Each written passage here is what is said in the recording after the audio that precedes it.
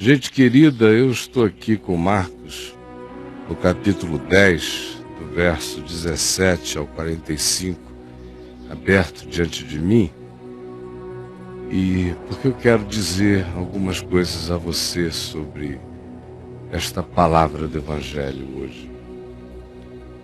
Primeiro, começando no verso 17, nós somos apresentados ao encontro de Jesus com esse moço aqui designado como um jovem rico.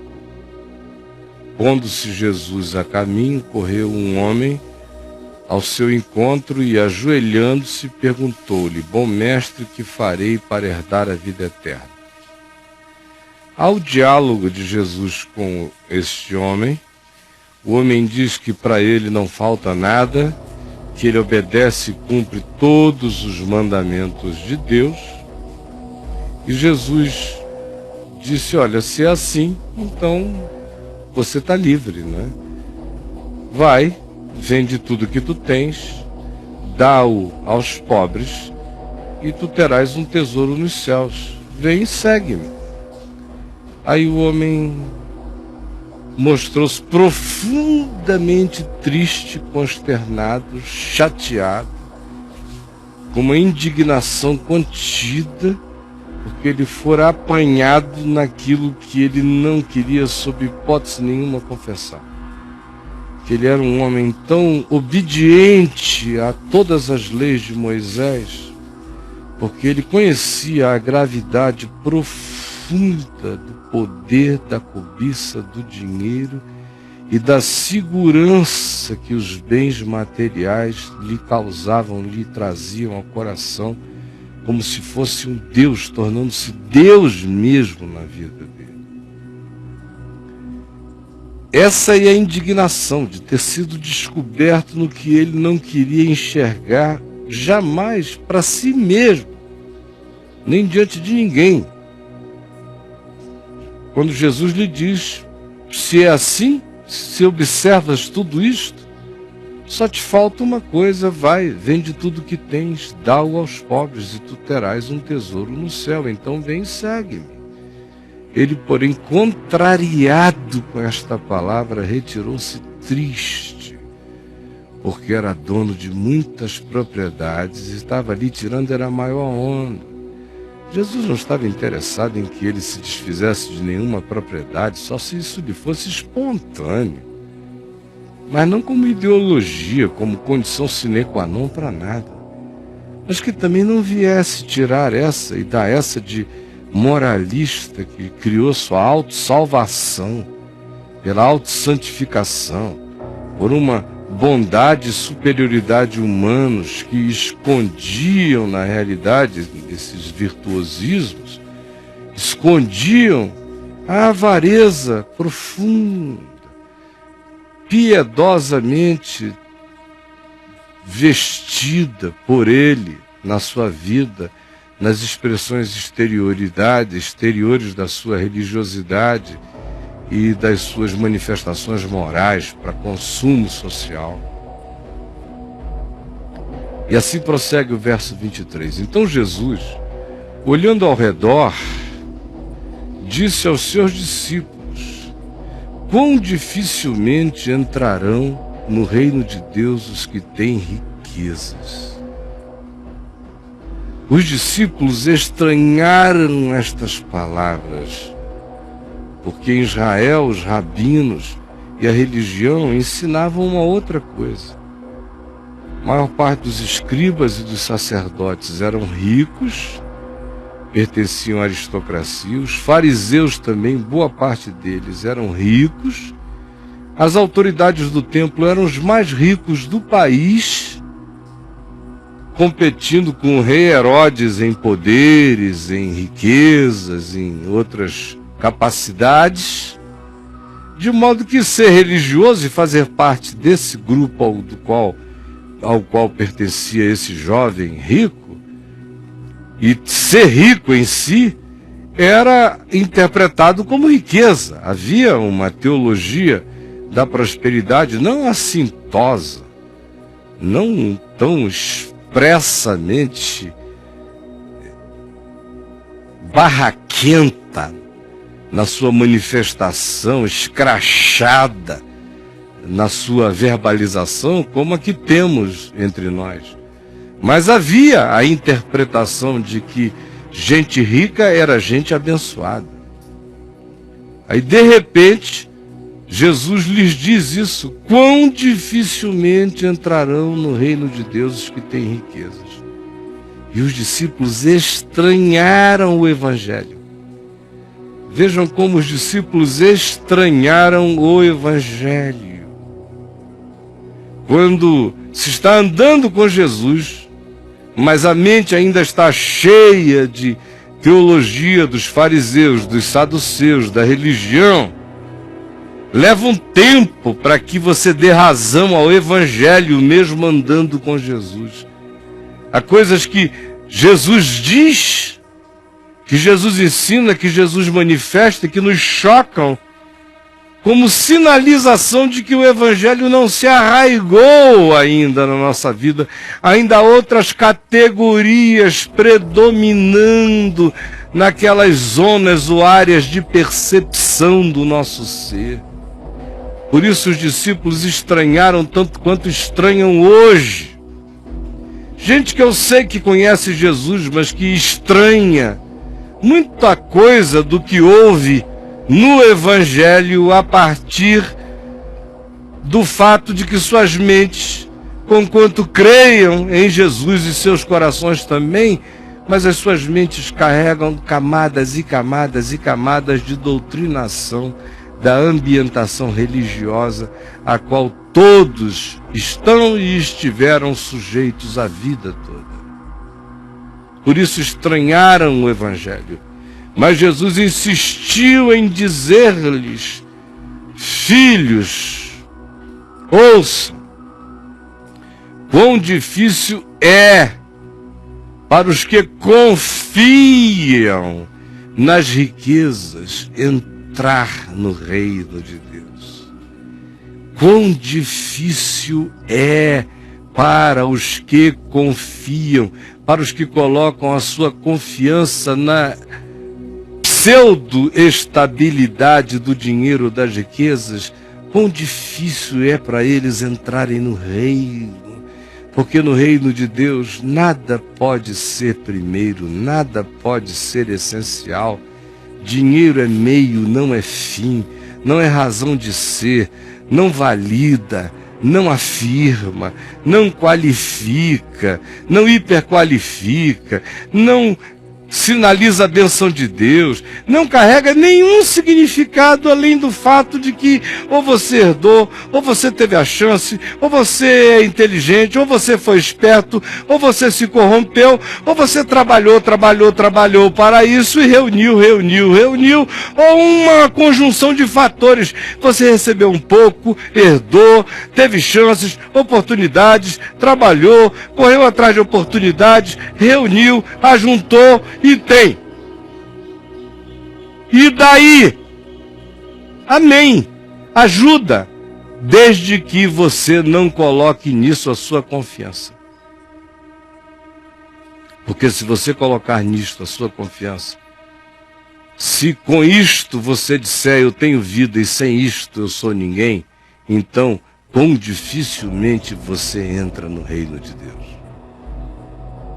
Porque o reino de Deus é dos que transcenderam a isto e a qualquer outra coisa como esta. É mais fácil passar um camelo pelo fundo de uma agulha do que entrar um rico no reino de Deus. Eles ficaram sobremodo chocados, dizendo entre si: então quem pode ser salvo? Se o rico, que tem todas as condições de comprar tranquilidade, de pagar para não se irritar, de contratar serviços para fugir da ambivalência, se ele quiser. O rico que pode dar a si mesmo uma existência sem os desesperos da pobreza e da sobrevivência, tem essa dificuldade, imagina a gente na relação. Quem é que pode ser salvo então? Jesus, porém, fitando neles o olhar, disse: para os homens, a salvação de um rico é impossível. Contudo, não para Deus, porque para Deus tudo é possível. O que eu estou dizendo, disse Jesus, é que é impossível um rico salvar-se de si mesmo, assim como é impossível qualquer um salvar-se por si mesmo. A salvação humana, que Jesus está dizendo, é um milagre.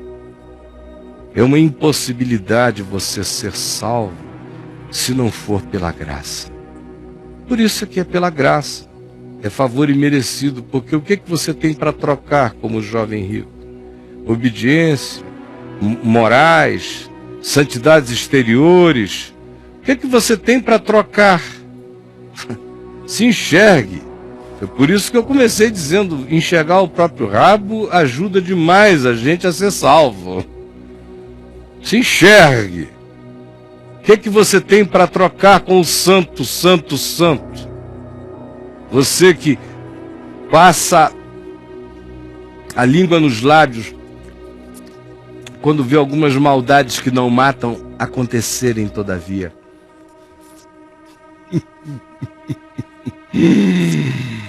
Ai, você vai direto para o reino dos céus? Eu não vou.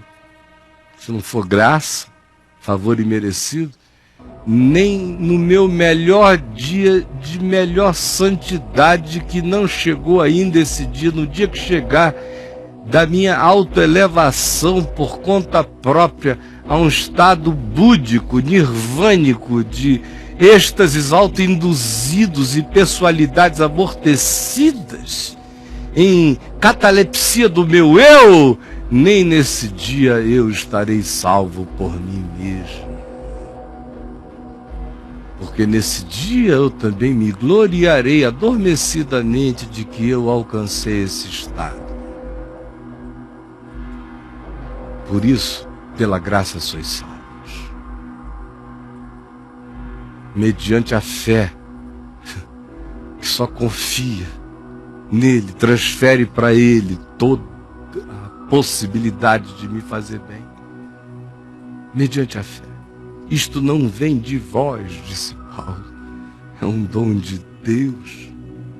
Claro, não vem de nenhuma boa obra de jovem rico de vocês. De tudo isso eu tenho feito desde a minha mocidade, para que ninguém fique assim. Para que ninguém fique assim. Para que ninguém se glorie. Para que ninguém se jacte. De nenhum modo. Mas fiquem sabendo, é impossível para vocês. Mas para o meu Pai tudo é possível. A graça é possível, a misericórdia é possível. Senão, de fato, quem seria salvo é a pergunta. Ninguém. Ninguém. Ninguém. Essa é a pergunta e a minha resposta é ninguém. Mas Deus, mais Deus, mais Deus. É por isso que quando Paulo descreve aquele ninguém ali em Efésios 2, vocês estão mortos, nós estamos todos mortos em delitos e pecados. Ele vem descrevendo, não sobra ninguém. Aí ele intervém com mais Deus, mais Deus. Ninguém, mais Deus, mais Deus. Mas para Deus tudo é possível. Então Pedro começou a dizer-lhe, porque a alma humana vem na mesma hora querer fazer uma barganha. A alma humana é um caso sério, minha gente. A alma humana quer oferecer algo a Deus de qualquer jeito. Para ela a graça não basta, ela tem que dar um troco. Tem que chegar e, como diz a Adriana, evocar o quinto prego. O crente sempre chega com o quinto prego.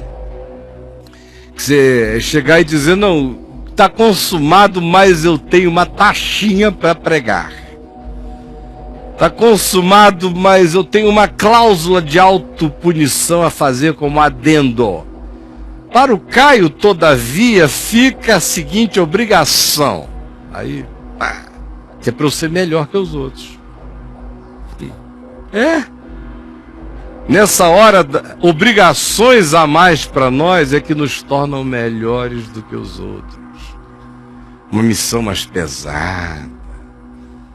faz com que eu, que esteja aqui agora, pregando o Evangelho, e com a cara para fora, um monte de gente dizendo eu te amo, e um monte de gente dizendo eu te odeio, teoricamente, pague um preço mais alto do que a senhorinha que está fazendo comida para aquele marido que chega todo dia, faz tudo sempre igual, trata ela mal todo dia, é frio com os filhos todo dia, é mal-humorado com a vida todo dia, e ela está ali vivendo a mesmice daquilo todo dia, dizendo, meu Deus, infelizmente eu não recebi o dom do irmão Caio, de estar ali pregando o Evangelho, vivendo a controvérsia dos últimos tempos, de anunciar tua palavra no meio dessa loucura. Eu só estou aqui cortando cebola e alho e tolerando a infelicidade desse homem, fazendo o meu melhor para criar esses filhos. Quem me dera ser mais.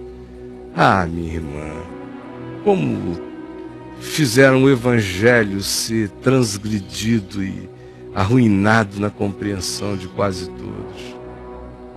Jesus disse, não tem nada a ver com nada.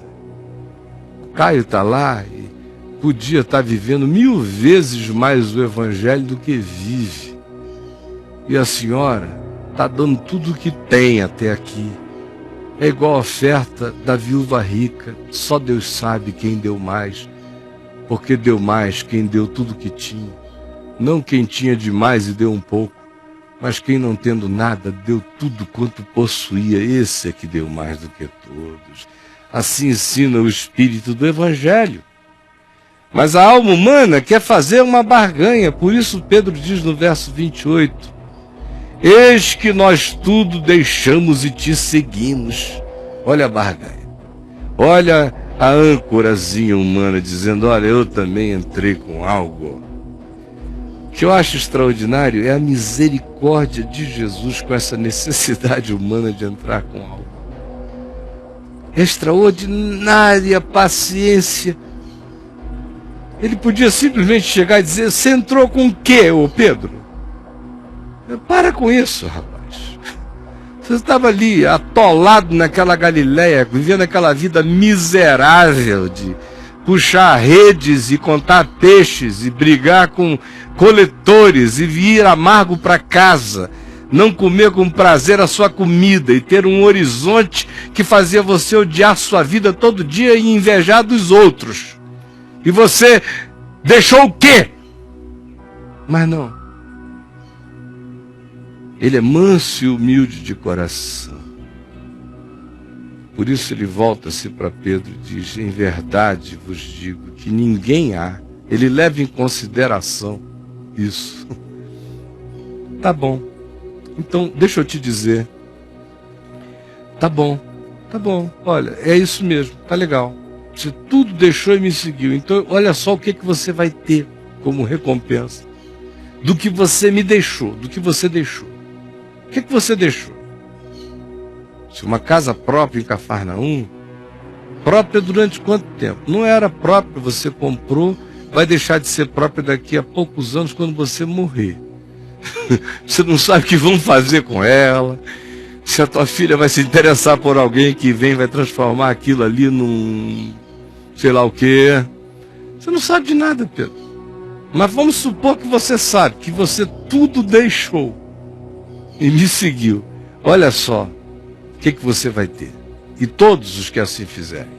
Em verdade vos digo que ninguém há que tenha deixado casa, ou irmãos, ou irmãs, ou mãe, ou pai, ou filhos, ou campos, por amor de mim e por amor do Evangelho, que não receba, já no presente, já hoje, o cêntuplo de casas, significando dizer que Pedro poderia considerar a casa de todos os irmãos uma casa para ele, assim como Jesus, que não tinha casa em lugar nenhum, nem na casa dos pais, se sentia em casa na casa de todo mundo, ou apenas não tendo aonde reclinar a cabeça. Mas disse: com relação a vocês, olhem aqui para mim.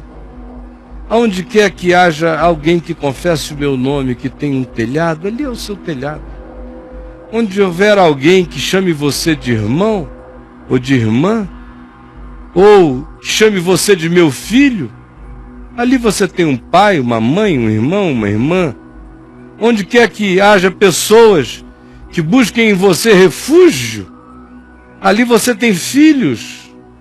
Onde quer que você encontre pessoas de bem e do bem com posses, ali você tem campos, fazendas. Você vai ter tudo isso não para ser dono. Você vai viajar essa diversidade.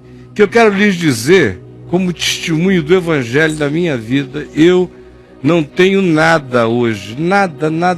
Houve um dia que eu tive, jovem, fui dono de uma casa, que eu vendi, fiz outra, mas eu nunca fui dono de 2 casas, de 3 casas, de uma. Que depois eu vendi para botar coisas e ajudar lá na fábrica de Esperança a pagar salários lá. Pois bem, eu não tenho nada, bem nenhum, propriedade nenhuma. Agora, tem gente que olha de longe que pensa que eu vivo uma vida extraordinariamente poderosa. A vida inteira. Duranguíssimo. Meu Deus, duranguíssimo, a vida inteira. E os caras olhando para mim de longe, esse sujeito deve andar montado. Não, é porque Jesus fez cumprir isso aqui na minha vida. E ele sabe que eu nunca quis ser dono de nada, ter poder de nada, comprar nada, ser o proprietário de qualquer coisa, ser dono, agente imobiliário. O Edivaldo está ali para me desmentir se for mentira. Ele e milhares.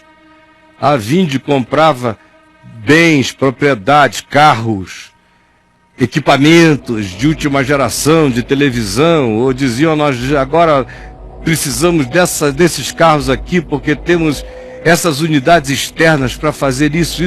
Eu às vezes ficava 1 mês, 2 para ir visitar o que eles tinham comprado.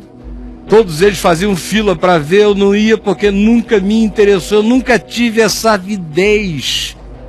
Nem hoje, nem terei no dia da minha morte.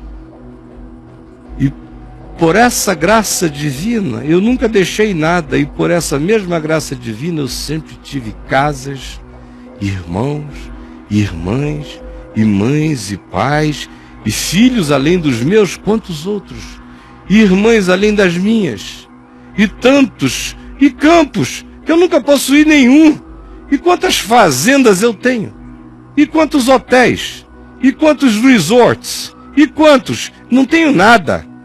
Nada, absolutamente nada.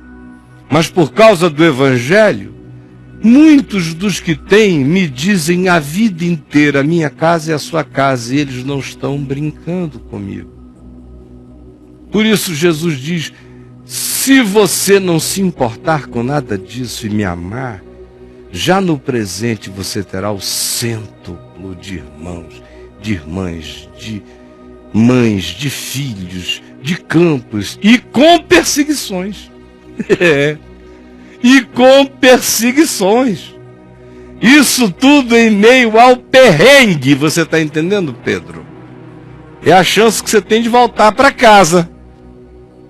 Vai ter essa variedade extraordinária com uma perseguição certa. Agora, uma coisa a mais eu tenho a lhe dizer: e no mundo por vir, quem quer que assim faça terá também a vida eterna. Porém, muitos primeiros, como vocês agora, Pedro, Tiago, João, serão últimos, e alguns dos últimos vão ser primeiros. Aí olhem só, estavam de caminho nessa sequência. Guardem essa sequência em casa, no coração. Estavam de caminho, subindo para Jerusalém. E Jesus ia diante dos seus discípulos, mas esse era o eco, essa era a história. Esse é o papo. O jovem rico perdeu. A riqueza não compra nada. Os ricos, por amarem o dinheiro e confiarem, estão numa situação mais complicada ainda. Todavia, Todos nós somos salvos apenas pela graça. Pode ser que uns se tornem menos disponíveis para serem alcançados pela mensagem do Evangelho, pela dureza de coração em relação ao seu apego aos materialismos e aos imediatismos do que outros. Mas nenhum de nós é coberto a não ser pela graça de Deus, que está na mente deles. Gera insegurança, tamanha insegurança que Pedro quer ter um lugar onde bote a mão por ele. Que darei ao Senhor então por todos os seus benefícios para comigo? O que eu tenho para dar? Senhor, olha aqui, ó, eu deixei tudo para te seguir. Segura. Aí o Senhor misericordioso disse: sim, e aí? Nós deixamos tudo e te seguimos. Tem um pedido implícito. Tem uma proposta. Tem uma requisição embutida nessa afirmação. Tem e aí? Qual é? Há de haver algo mais, né? Hein? Esse negócio de eu não pegar mais minha mulher todo dia para ficar andando contigo com esses caras aqui, tem que ter recompensa, né? Aí ele começa a falar até igual o Lula nessa hora, né? Aí vai.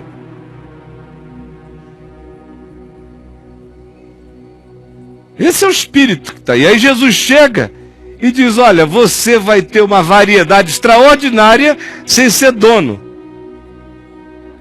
E vai ter a certeza de uma perseguição que você não vai merecer, assim espero. Mas no porvir você tem a vida eterna. No entanto, muitos primeiros serão últimos e últimos serão primeiros. Esse é o contexto do que está na alma deles agora andando no caminho, quando de repente diz: estavam de caminho, subindo para Jerusalém, Jesus ia diante dos seus discípulos. Olha que coisa boa, né? Estes se admiravam e seguiam tomados de apreensões. Você já tinha prestado atenção nisso, Tony? De que eles seguiam tomados de apreensões, é o que diz Marcos. Apreensões. Olha o que isso tudo que a gente está falando gera na alma de discípulos. Andando com Jesus. Mas olha a apreensão só porque mexeu na grana, mexeu no que tem valor do que não tem valor, deixou o homem na sua mais absoluta relatividade, disse: não tem nada que você possa fazer que vai comprar coisa alguma para você, não há nenhuma garantia que você consiga com as aquisições contemporâneas,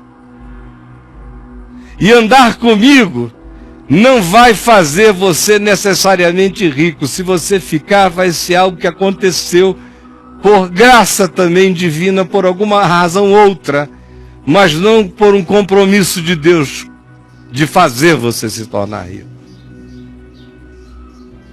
Todavia, você vai provar uma variedade imensa de amores, de relacionamentos, de acolhimentos.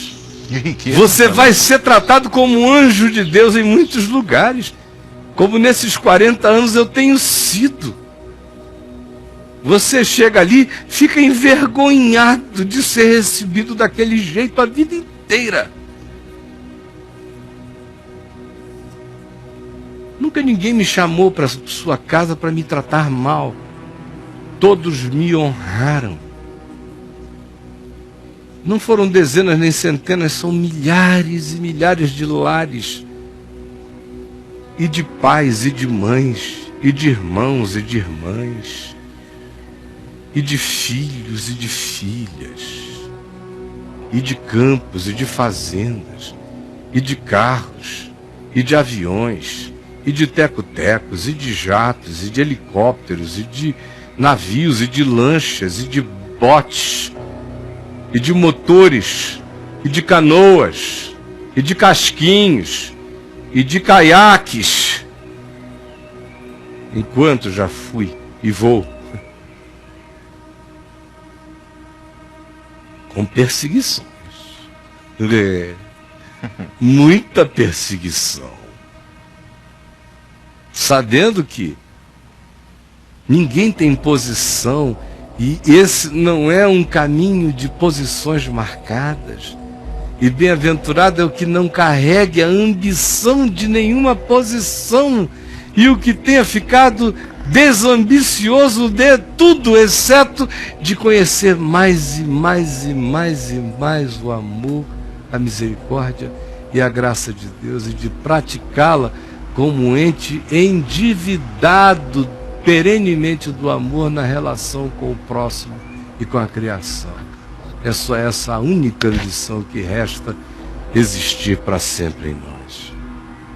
Mas isto produz insegurança, apreensão, muita apreensão. E Jesus, tornando a levar à parte os 12, passou a revelar-lhes as coisas que lhe deveriam sobrevir, dizendo: olha só, eu vou subir para Jerusalém, e eu, filho do homem, serei entregue aos principais sacerdotes e aos escribas, condená-lo-ão à morte, e o entregarão aos pagãos, aos romanos, que hão de escarnecê-lo, cuspir nele, açoitá-lo e matá-lo, mas depois de 3 dias o filho do homem ressuscitará. Vocês estão entendendo? Mas não adianta. Nessa hora, Braulio, a ressurreição não basta. A alma humana quer ter garantias de seguranças palpáveis, trocáveis, façam parte do mercado, que sejam ativos concretos no mercado humano. Senão, é besteira. Já ensinou São Macedo. Já ensinou, se não é besteira, não perca seu tempo. Se não trouxer grana, é bobagem. São Macedo, capítulo 1, verso 13. Diz assim. Então, se aproximando-se de Jesus, Tiago e João, olha outra resposta humana, a mesma apreensão. Uma outra manifestação da mesma apreensão.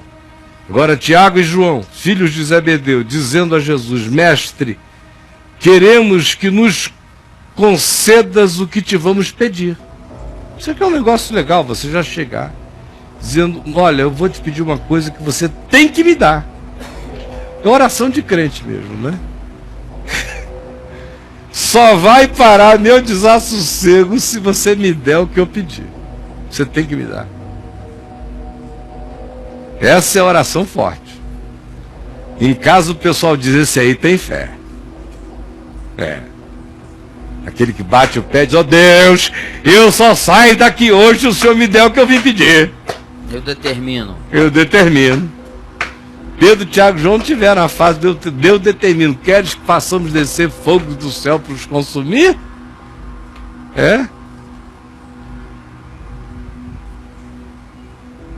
Que coisa. E ele, Jesus, lhes perguntou: que quereis que eu vos faça? Responderam-lhe: permite-nos que na tua glória, na tua Shekinah, na tua parousia, na tua volta, nos assentemos, um à tua direita, outro à tua esquerda. Tu decide se é o João ou é o Tiago, um de nós dois. Mas tem que ficar na confra dos maninhos, dos filhos de Zebedeu. Aqui. Eu e Joãozinho. Um de um lado, outro do outro, à direita e à esquerda. Mas Jesus lhes disse: não sabeis o que pedis. Podeis vós beber o cálice que eu bebo ou receber o batismo com o qual eu sou batizado? Olha a resposta deles: podemos. A paciência de Jesus é maravilhosa. Podemos. Jesus diz para eles: está legal. Tornou-lhe Jesus: está legal. Bebereis o cálice que eu bebo e recebereis o batismo com o qual eu sou batizado. Vocês podem? Então fiquem com o cálice que eu bebo e com o batismo com o qual eu sou batizado. isso eu posso dar a vocês. O meu cálice, o meu batismo. Quanto, porém, ao assentar-se à minha direita e à minha esquerda, não me compete, não me pertence. Eu não mando na minha soberania. Eu só sou soberano porque eu me submeto ao Pai, para que Ele seja tudo em todos. Apesar de que eu e o Pai somos um. Não tente entender para não enlouquecer, mas fique bem aí.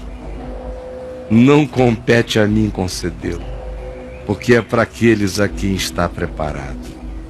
Ouvindo isto, indignaram-se os 10 contra Tiago e João, e o pau cantou. Mas Jesus, chamando-os de novo para junto de si, vem para juntinho, chega aqui junto, gente, vocês só estão vendo as coisas assim porque vocês estão muito longe de mim. Cheguem bem para junto de mim e ouçam com o calor da minha voz, sentindo o cheiro do meu hálito. Sabeis que os que são considerados governadores dos povos têm-nos sob seu domínio, e sobre tais povos os seus maiorais exercem autoridade. É assim no mundo. Mas entre vós, meus discípulos, no meu reino, não é assim. Pelo contrário, quem quiser tornar-se grande entre vós, esse será o que vos sirva. E quem quiser ser o primeiro entre vós, será esse o servo de todos. Porque no meu reino, quem quer ser grande tem que ser o servo de tudo e de todos. Quem quer ser o primeiro tem que se colocar em último lugar na entrega em serviço à vida, sem direito algum. Pois o próprio Filho do Homem não veio para ser servido,